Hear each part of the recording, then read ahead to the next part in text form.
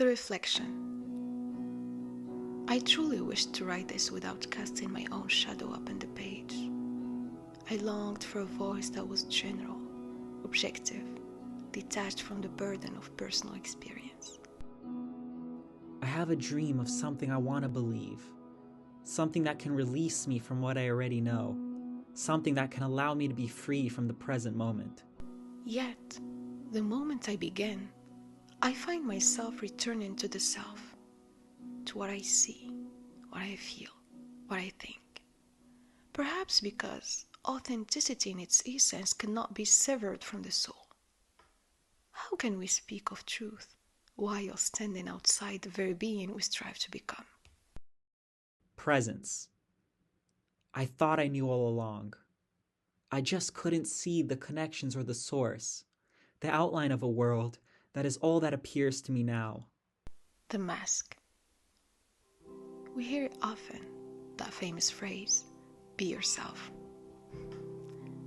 At first glance, it seems intuitive, easy, perhaps even worn out to a cliché.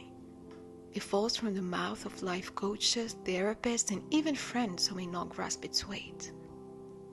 But is it truly so simple? Do we actually exist as ourselves, or do we unknowingly wear masks drifting along with the currents of what is deemed normal, correct, or accepted? I try to be here, focused on the present, but now there are things I cannot know, something that shatters my world. The divergence. To speak of authenticity is not a linguistic luxury, nor a poetic caption for public consumption. It's an existential question. Its content is missing. Its context is there, but it's outside me. Sometimes there is a window into my present need. Yes, all my experiences and the things around me shape my perception. Beyond that, I extend my reach outward. How does one remain true in a world that mass produces molds and rewards compliance over inner truth? Are we truly alike? Perceptions. I've gone beyond this point. The world reveals itself to me in a new way. Something here, I believe, is entirely different. The answer is deep in its simplicity. Of course not. Identities are not ready-made garments. Our roots, our genes, our scars, our stories, they make it impossible to be copies. The pursuit of total sameness is a source of anxiety. To view difference as a threat or a failure to fit in is the real danger.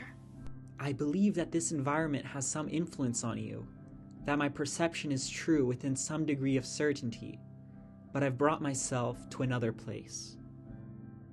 The vow. To be different may cost you isolation, criticism, or even exile. They say fear of the other stems from an inner lack. I do not know the truth of that, but I know this for certain.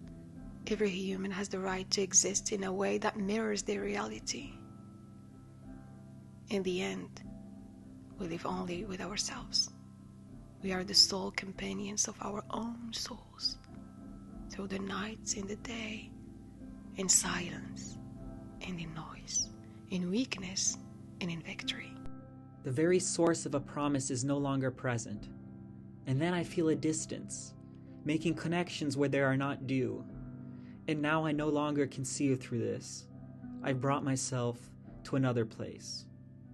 Authenticity is not a slogan. It's a solemn vow to be in harmony with who we are, not who we are expected to be. It's a constant courage built from the inside out.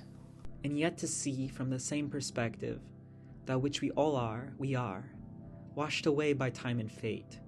Let it come out, for in all that I know and need, I have yours inside the dream.